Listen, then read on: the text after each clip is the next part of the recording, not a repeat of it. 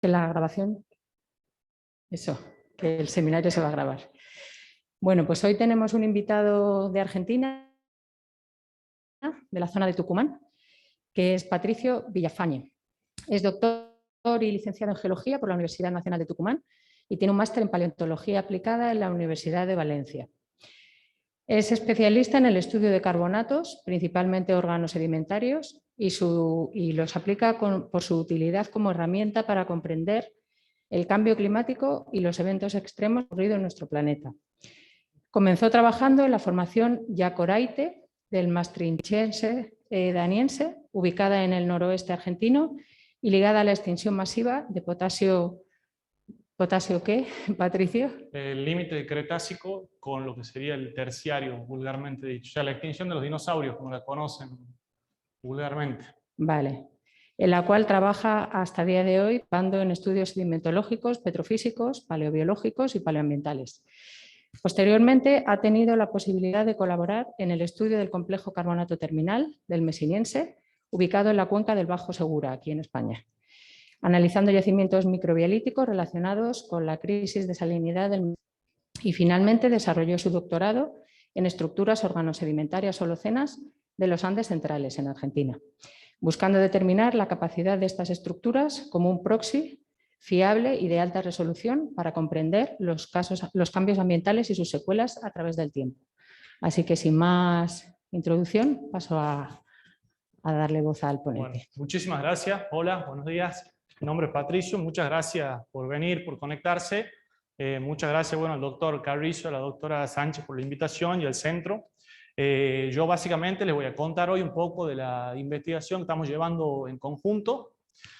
Vamos a iniciar con un pequeño video promocional. Lo que están viendo ahí es el noroeste de Argentina, una provincia geológica que se llama La Puna, que cobró en los últimos años mucha fama turística por su similitud con Marte, digamos. Entonces, bueno, antes era un lugar desconocido para la gente y ahora se volvió bastante famoso, entonces lo empezaron a explotar mucho turísticamente, como ustedes ven en estas propagandas, digamos, que tiene el gobierno de Argentina. Bueno, ¿por qué pongo esto? Porque si bien esto es una extrapolación muy a grandes rasgos, muy burda, pero llamó mucho el interés de la comunidad científica, el ambiente y los ecosistemas que se encuentran ligados a esta provincia geológica. Así que, bueno, yo hoy les vengo a presentar uno de estos sistemas y el trabajo que realizamos, que se llama Patrones de distribución de microbialitos recurrentes a corto plazo, donde vemos la resiliencia ecológica que tienen estos sistemas frente a los cambios climáticos en estos ambientes extremos. Bueno, para iniciar así brevemente, porque por ahí no todos son de la rama de la geología, los microbialitos son estructuras organosedimentarias que se forman por la interacción de factores físicos, químicos y biológicos. Antes, como todo en la paleontología o en la biología, se clasificaban con una nomenclatura binomial. Eso con el tiempo fue cambiando porque era muy complicado, eran estructuras muy complejas, entonces sacaron la nomenclatura binomial de género y especie y ahora simplemente se los caracteriza por su estructura interna. Por ahí los más famosos son estos, los estromatolitos, que es cuando son laminados por dentro, pero también pueden tener trombos, trombolitos, dendroides, los dendrolitos, bueno, y si no tienen nada, leucolitos.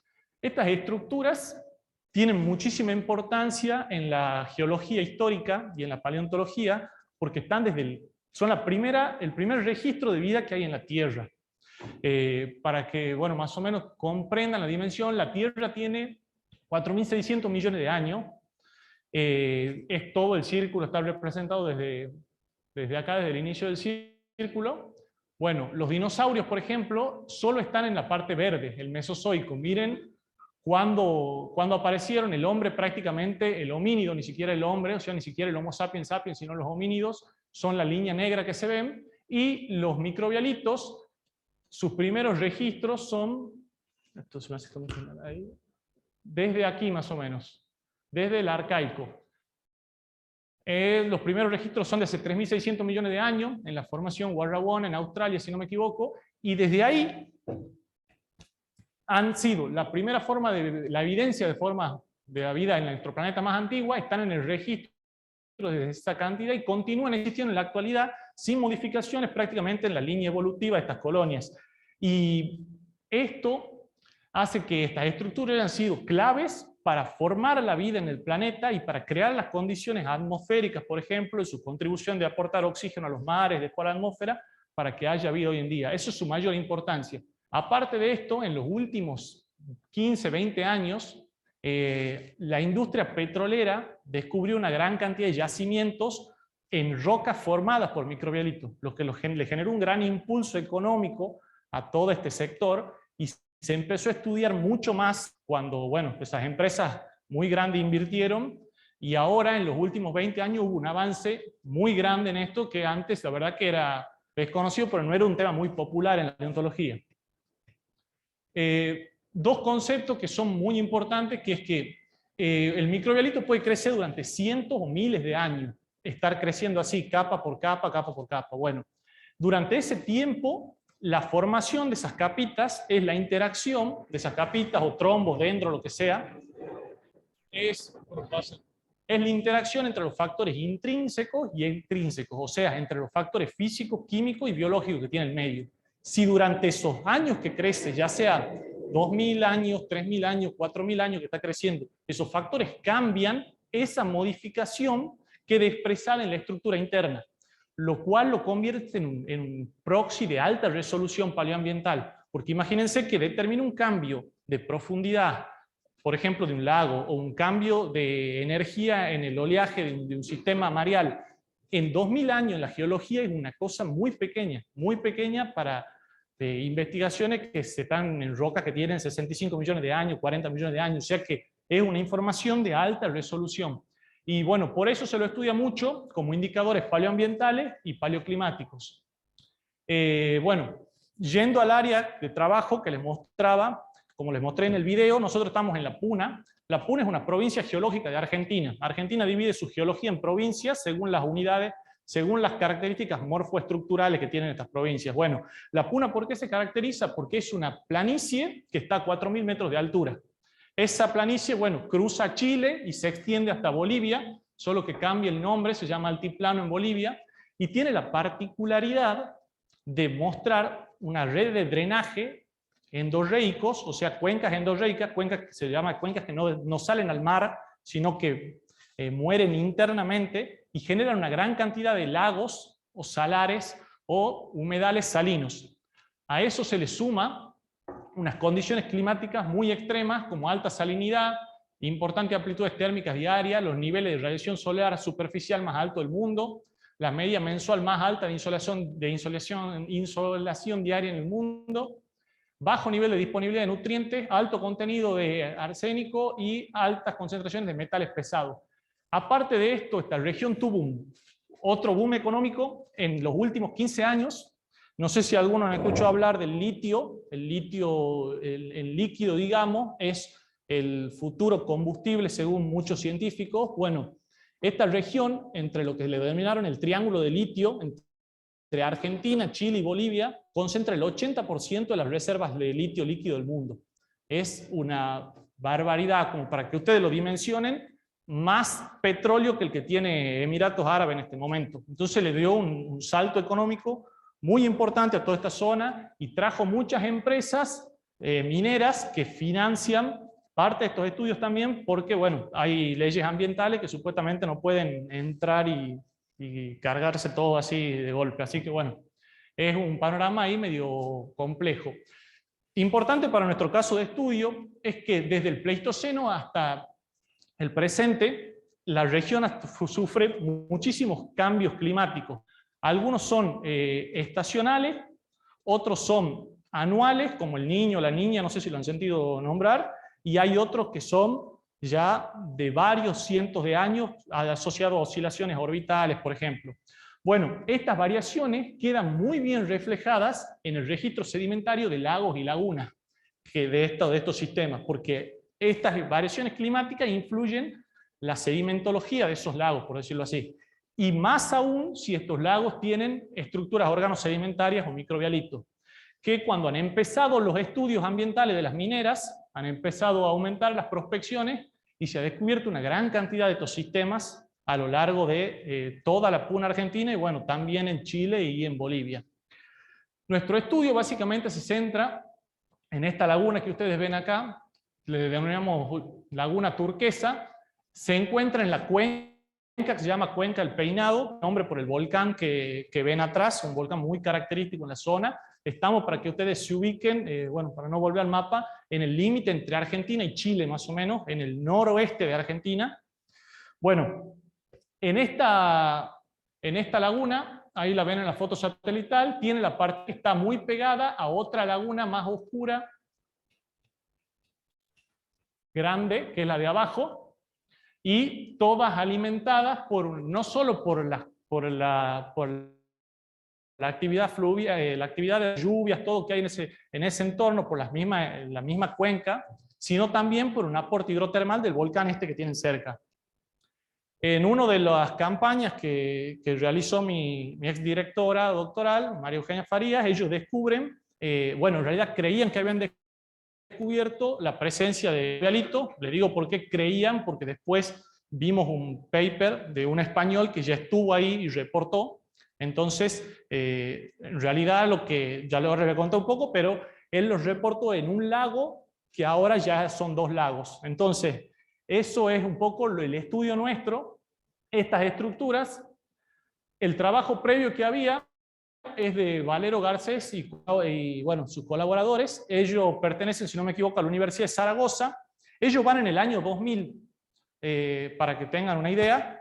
Y bueno, hacen un estudio paleoambiental de la cuenca y dicen que esta cuenca está en una crisis hídrica, que varió mucho su contenido, varió mucho el nivel del agua del lago durante las últimas décadas, pero que en las últimas 2 décadas viene cayendo abruptamente. Entonces dice, la cuenca está en una crisis hídrica y describe que tiene estromatolitos, él los llama estromatolitos, después también podemos discutirlo, pero los llama estromatolitos, que se han formado por debajo del nivel del agua, pero la crisis hídrica los dejó expuestos, quedaron por arriba.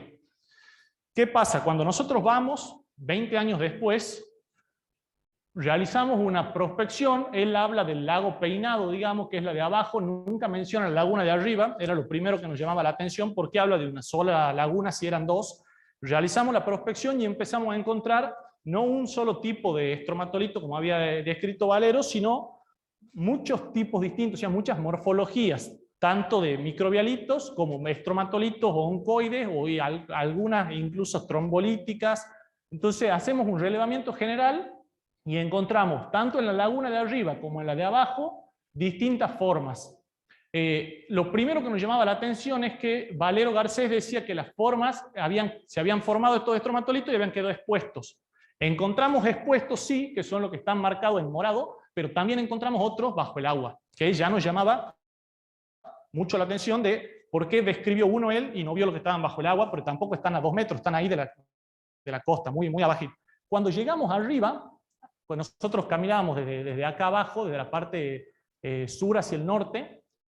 Cuando llegamos a la laguna de arriba, que como ven tiene un color de agua totalmente distinto, vamos notando primero cambios químicos de una laguna a otra. Lo que ven con rojo, el PND 2, 3 y 4, son puntos de influencia hidrotermal, puntos donde el volcán, por decirlo así bruscamente, la actividad del volcán generó aguas que son hidrotermales, que le están aportando a la laguna. La de arriba no tenía ninguna influencia hidrotermal, entonces quedaban marcadas condiciones químicas entre las 2 lagunas. Por ejemplo, bueno, la temperatura obviamente, pero la cantidad la conductividad, que me indica la salinidad, que es muy importante, mucho más alta en la laguna turquesa chiquita de arriba que en la de abajo. Los sólidos disueltos también, mucho más importante arriba que abajo. Y después la sorpresa ya se mayor, cuando arriba no es que había un solo nivel, como decía Valero, sino que había 3 niveles. 2 formados fuera del agua, en realidad 2 que habían quedado afuera del agua, expuestos, y uno que se encontraba actualmente adentro del agua. En la figura A pueden ver lo que es el M4, el que es el más antiguo, por decirlo así. En la F, el M5, y en la K estaría el que actualmente está por abajo del agua. Estos presentaban los dos que estaban por afuera del agua, morfologías muy parecidas. Estas formas se llaman oncoides, que son como estromatolitos que no crecen adheridos al sustrato, sino que dan esta forma concéntrica. Presentaban una composición, que ya la movemos mineralógica, similar, y el último, formado adentro del agua, y era totalmente diferente, o sea, actualmente bajo el agua, los tres se han formado dentro del agua, el último actualmente bajo el agua, ya era totalmente diferente, era una especie de banco, como por decirlo, como si fueran más o menos los arrecifes, que bordea toda la laguna, que estaba muy litificado, y que bueno, tiene esas crestas que se ven ahí en la figura acá, que son típicas de esa formación ahí en el límite, en el interfaz tierra-agua, digamos, aire-agua. Cuando vamos a hacer la mineralogía, los cortes delgados, digamos, notamos que la primera columna, la de esta columna de acá, pertenece al nivel M4, o sea, el más antiguo, esta al que le sigue y esta el que está sumergido. Bueno, las dos primeras prácticamente iguales mineralógicamente, alternancia de micrita con microesparita, micrita con microesparita, que son carbonatos muy finos. Carbonato, cuando el carbonato de calcio, el carbonato de magnesio, tienen un tamaño de grano muy chiquito, que no se llega a distinguir al microscopio. Mientras que en el otro, en el último nivel, en el que actualmente está bajo el agua, esa mineralogía seguía la composición de carbonato predominante, por lo menos lo que nosotros vemos acá, pero ya alternaba el tamaño de los cristales. Como ven, hay zonas más oscuras que son los cristales más micríticos. Bueno, por ahí acá grande no se ve tan bien, pero las claras son los cristales más desarrollados y las más oscuras los cristales más pequeños. Cuando hacemos isótopos estables de oxígeno y de carbono en los niveles, también vemos que el nivel 4 y el nivel 5 isotópicamente responden más o menos a las mismas líneas, a las mismas, dan los resultados muy similares, mientras que el 6 ya traza una línea isotópica distinta, así que tampoco se parecían. Vamos a hacer X y también el mismo resultado. Químicamente, mineralógicamente, el 4 y el 5 muy parecidos y el 6 totalmente distinto. O sea, no totalmente, pero con minerales, como pueden ver los picos de acá, por ejemplo, el yeso y la halita, mucho más fuertes que en el M4 y en el M5. Entonces, para redondearles los resultados, la idea, nosotros no entendíamos por qué una persona que había ido hace solo 20 años había encontrado un nivel por afuera del agua. Nosotros vamos 20 años después, que no es nada un tiempo geológico, es absolutamente nada, y encontramos, primero, no una sola laguna, como aparecía en el trabajo de él, sino dos. Y después que no encontramos un solo nivel, sino que encontramos dos expuestos que coincide con la descripción de él, o sea que él le escribió bien, digamos, no es que estamos en otro lado, incluso la sedimentología coincide con lo que él dijo, y encontramos dos expuestos y uno por debajo del agua. Hasta el momento no entendíamos bien qué pasaba, hasta ver un poco imágenes satelitales.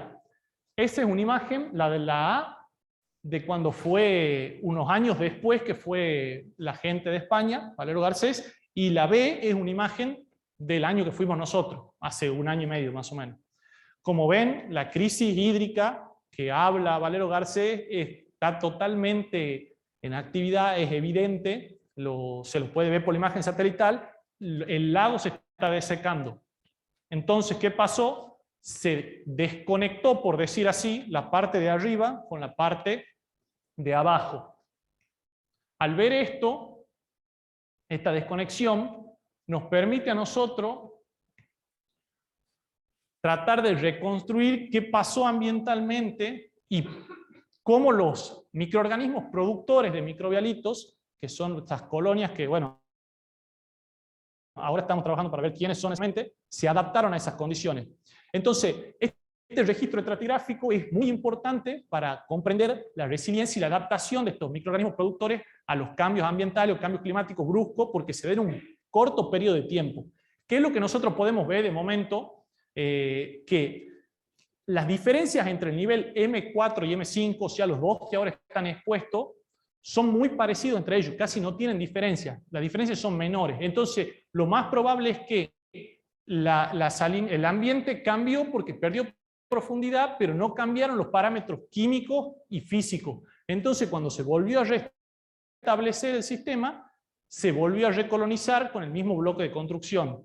Mientras que en el tercero hubo un cambio en los parámetros químicos que permitió la recolonización, pero le obligó a esos microorganismos a cambiar el bloque de construcción. Estas variaciones las podemos explicar, por ejemplo, entre la laguna turquesa y la laguna El Peinado, que es la laguna grande de abajo. Entonces, básicamente, lo que nosotros hicimos es proponer este diagrama. Esto está publicado en Environmental Microbiological Reports, donde nosotros decimos, bueno, hay 3 estadios de crecimiento. Como ven, el primero ahí donde se forma el nivel 4, se forman los microbialitos bajo el agua, cae el nivel del agua, se estabiliza, se forma el nivel 5, cae el nivel del agua. ¿Y qué pasa cuando después del nivel 5, lo que está marcado acá con esta línea roja, que es que se aísla la laguna Peinado de la laguna turquesa por esa crisis hídrica? Al aislarse, pierde el aporte hidrotermal. Cuando pierde el aporte hidrotermal, ya cambia el comportamiento químico del agua en comparación con la laguna de abajo. Ese cambio en el comportamiento químico del agua va a obligar a los productores a usar otro bloque de construcción microbial. Por eso nos da una forma totalmente distinta. Para que el último nivel se haya formado en ese lapso de tiempo, la tasa de crecimiento tendría que ir entre 3,5 a 5,2, que es una tasa de crecimiento muy alta. Sin embargo, esa tasa de crecimiento ya ha sido reportada en otros sistemas hipersalinos, por ejemplo en Canadá. Entonces no es que es algo que sea improbable, no es que es algo que sea la primera vez que se lo ve. O sea que esta adaptación cierra bastante. Entonces lo que nosotros tratamos de ver es que lejos de un paradigma de crisis donde los microbialitos eran considerados como frágiles, que si le cambiabas algo no volvían a recolonizar, más que nada en la PUNA había ese concepto, el registro estratigráfico nos muestra que hay un claro patrón de resiliencia ecológica a corto plazo, con la pérdida de profundidad, lo que le decían, si no cambian los parámetros físico-químicos, no tienen problema en recolonizar como lo habían hecho anteriormente, y si cambian, encuentran la manera, ya sea cambiando, ahora tenemos que saber un poquito más, que es lo que estamos tratando de hacer acá, ya les voy a explicar, pero encuentran la manera, de una forma u otra, ya sea cambiando la actividad metabólica, o cambiando los taxones, o cambiando el bloque de construcción, encuentran la manera de recolonizar y abrirse camino ante esos cambios climáticos. Bueno, desde el año 2019 nos contactó primero el doctor Daniel Carrizo, escribió ahí a Argentina y empezamos a trabajar buscando saber en estos microbialitos un poco más de la actividad biológica, porque lo que yo más hice fue estudiar la actividad, los parámetros físicos y químicos. Yo como geólogo no tengo tanta formación en lo que es la biología pura y dura. Entonces, bueno, tenemos por supuesto un equipo allá en Argentina donde sí me han colaborado mucho biotecnólogos y microbiólogos en saber los taxones en líneas generales para mi tesis, pero bueno, aún queda mucho por saber de la actividad metabólica, eso. Entonces, en el año 2020, enero, fue el doctor Carrizo para Argentina, realizamos un muestreo de varios sistemas, bueno, y también le enviamos muestras de acá, de distintos lugares de Argentina, principalmente del Peinado, que es la zona que yo le acabo de mostrar. Principalmente, bueno, lo que estamos tratando de ver es qué relación existe entre esa recolonización y la actividad microbiológica. Como les decía anteriormente, esa recolonización es exitosa gracias a un cambio de la actividad metabólica o un cambio en los taxones de las colonias, o exactamente cómo logra la biología adaptarse. Bueno, eso escribimos un pequeño proyecto que fue aprobado por la Sociedad Internacional de Sedimentología y la Paleontological Society, la Sociedad Internacional de Paleontología, que me permitió, bueno, venir acá, y hoy en día estamos trabajando en eso. Aún en la zona queda mucho por hacer. Todos los yacimientos que están en la parte de la laguna más oscura, de la laguna El Peinado, no tienen ningún tipo de estudio, ningún tipo de reporte, no se sabe nada, digamos, ciencia cierta. Ahora se lo está estudiando un poco más desde el punto de vista petrofísico, con un laboratorio de Brasil que tiene mucho soporte económico de petroleras, pero de la parte biológica es muy poquito lo que se sabe, así que bueno, todo lo que estamos haciendo ahora pienso que va a ser una contribución importante porque no hay prácticamente nada hecho. Así que bueno, esta es la bibliografía y cualquier cosa, no tengan problema en escribirme, en contactarme. Bueno, les agradezco por su tiempo, espero que hayan comprendido, bueno, lo que necesiten. Muchas gracias.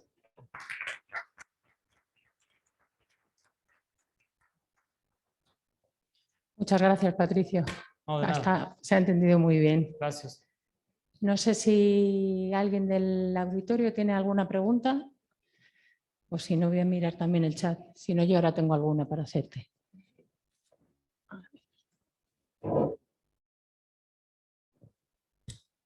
A ver, hay alguien preguntando, pero mientras escribe, yo quería preguntarte, has comentado que las dos muestras de microbialitas expuestas, vuestras, sí, corresponden, digamos, a la que reportaba el estudio anterior.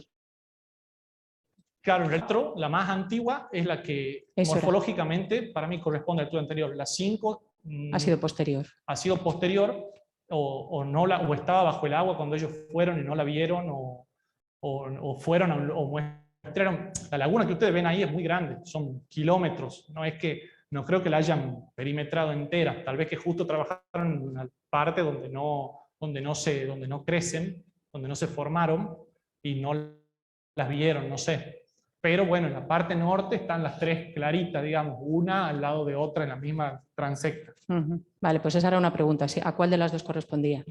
Y luego, no sé si habréis calculado también en comparación con la alta tasa de sedimentación, de acumulación que habéis reportado para la que está sumergida, ¿las otras tenéis alguna idea? No, bueno, esa es otra cosa que quedaría por hacer, porque las tasas de crecimiento fueron calculadas de manera relativa y hay que calcularla de manera absoluta. Para eso hay que hacer una datación, generalmente carbono 13-14, aunque bueno, hay que ver ahí, hablar con algún laboratorio que sea experto en eso, porque hay que sacar los efectos reservorios, todas esas cosas, pero de momento nadie las dató.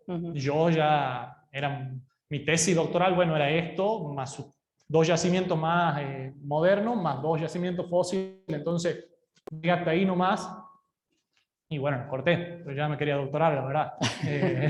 Bastante. Pero claro, pero sí, esa es otra cosa que queda por hacer, calcular las tasas y ver si ese crecimiento es continuo o no, porque la geología tiene una particularidad que es más lo que no está registrado de lo que está registrado. Nosotros vemos un estrato y creemos que eso representa todo el tiempo en el cual transcurre la sedimentación, pero tal vez que ese estrato representa 10.000 años, de los cuales solamente hubo sedimentación 2.000 años, o solo se preservaron 2.000 años. Y hay que ver con esto igual, si esas láminas, ese crecimiento de láminas, es mes a mes, es año a año, o creció un año y paró 2 años, porque, sí. Bueno, eso no lo hicimos todavía.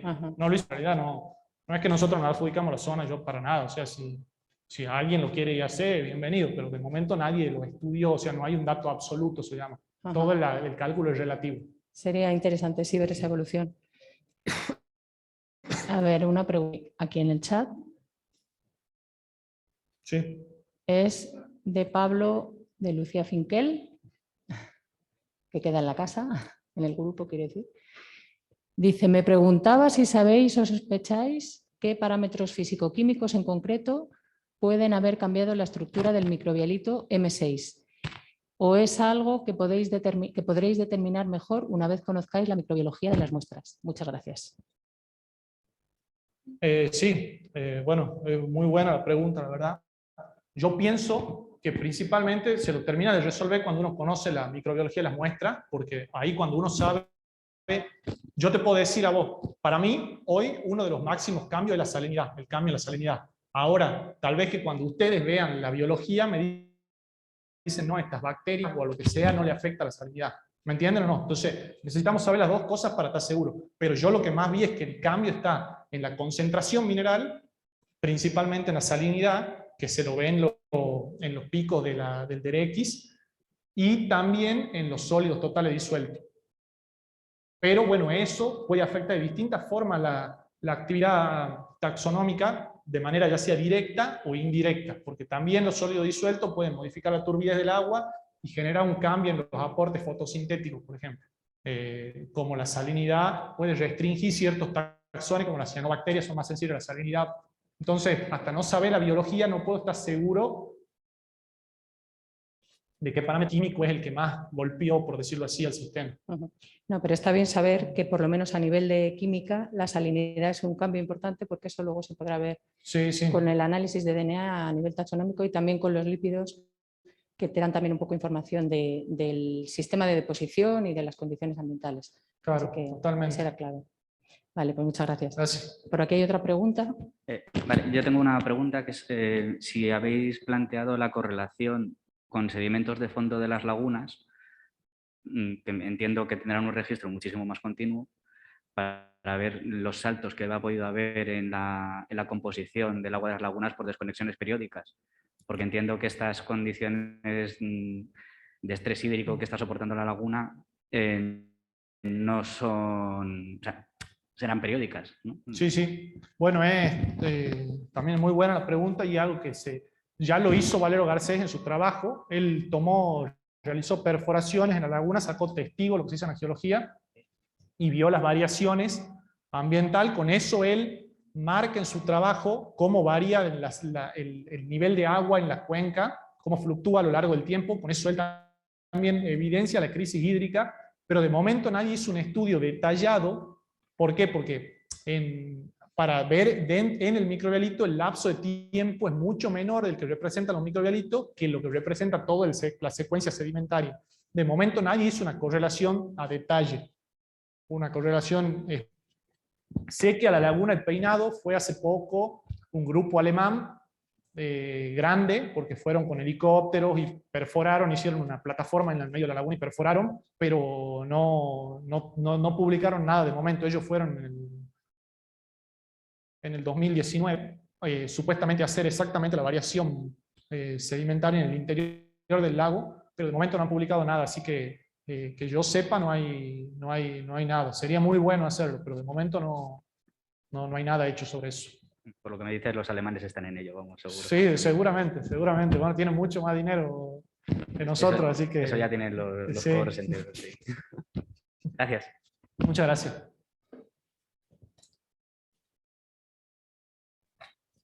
¿Alguien más? Oscar. Hola, Patricio. Gracias. Hola, ¿qué tal? Por la presentación. Quería Gracias. preguntarte, en las 3 muestras que habéis tomado, las 2 exteriores y la interior, has dicho que había cristales de calcita de diferentes tamaños. No sé si habéis contabilizado si los cristales iban creciendo del centro a la superficie, en el que te pueda dar de alguna manera también la salinidad del medio, o sea, la capacidad de poder crecer esos cristales por tener más disposición de carbonatos. Bueno, en los cristales de niveles más fósiles, o sea, de los M4, M5, no se ve el cristal, es imposible contabilizarlo, por eso se llama micrita, contiene menor de una micra. Lo que sí es muy bueno hacer lo que vos decís en el M6. Yo sé que lo estaban haciendo en Brasil, ellos trabajan con nosotros, digamos, o sea, el grupo que tenemos constante intercambio, estaban viendo si había puntos de nucleación, que es verdad lo que vos decís. Saber la relación crecimiento-nucleación te permite también conocer muchas cosas de los parámetros químicos y biológicos. Lo estaba haciendo una chica, una postdoc especializada en eso, y que también estaban tratando de hacer un crecimiento, no sé si le dicen in vitro, como en la biología, o sea, aislar la bacteria y tratar de que cristalice, pero de momento no me dieron ningún resultado. No sé si habrán logrado hacer los conteos o no, la verdad que no tengo idea de cómo van a seguir. Hicieron también, que eso sí los tengo, por ahí no los puse para no hacerla muy largo, pero esto que ves vos, relativo a lo que me preguntas, se llama micro-CT, es una microtomografía del rayo X, donde se ve la estructura interna específicamente.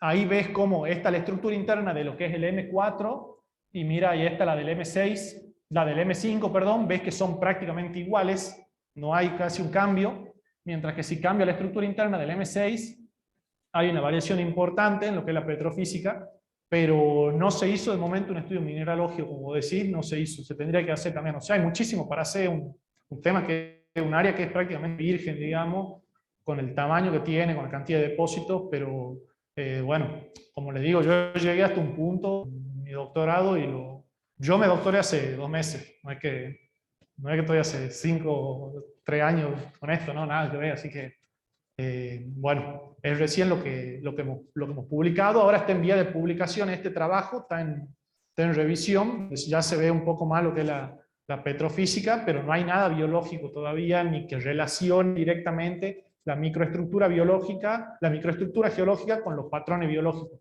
Eso es un poquito lo que estamos tratando de hacer acá.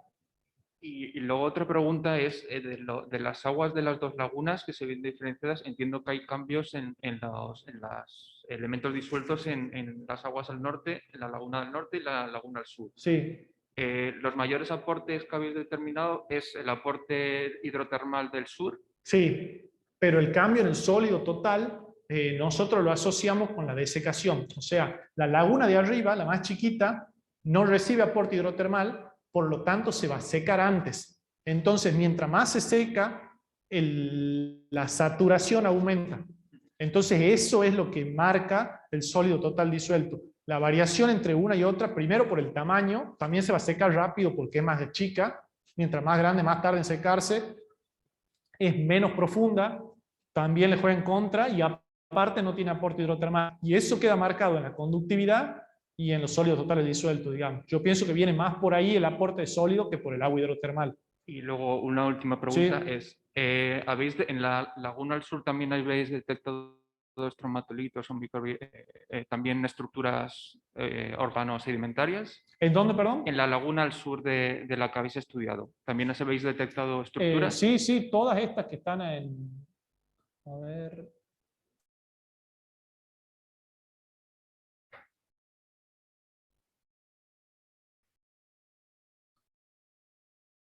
Todas estas de acá, todas esas han sido detectadas en el sur, pero no tienen ningún estudio.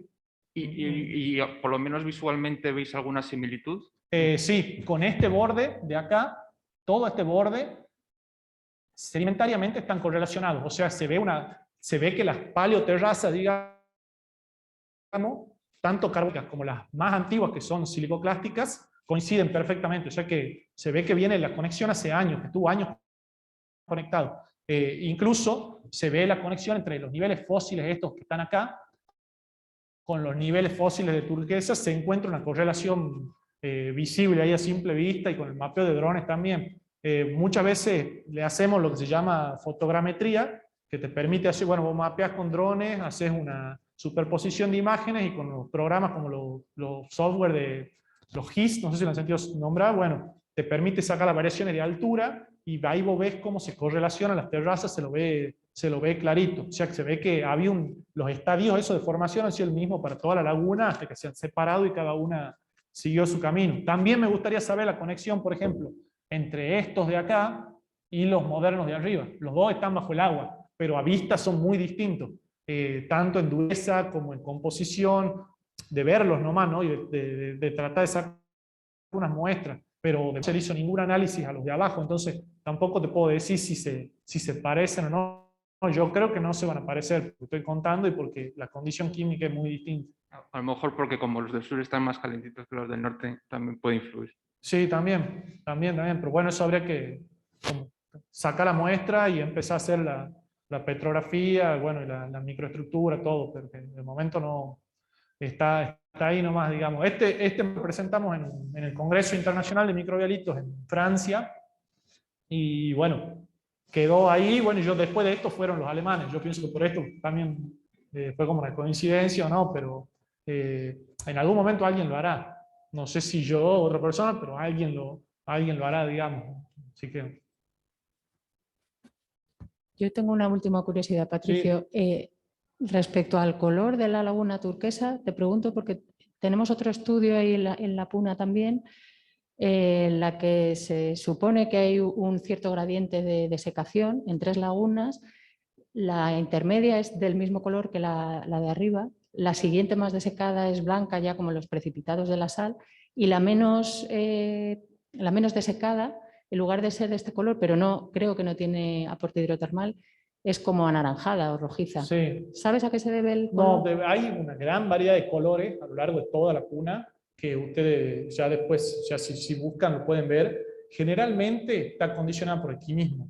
Pero hoy a ciencia cierta no se sabe, pero también hay trabajos que dicen que las bacterias que están en el agua le cambian en la coloración. Yo no sé hasta qué punto puede ser o no, pero no hay una certeza. O sea, si vos me decís, ¿por qué el color turquesa?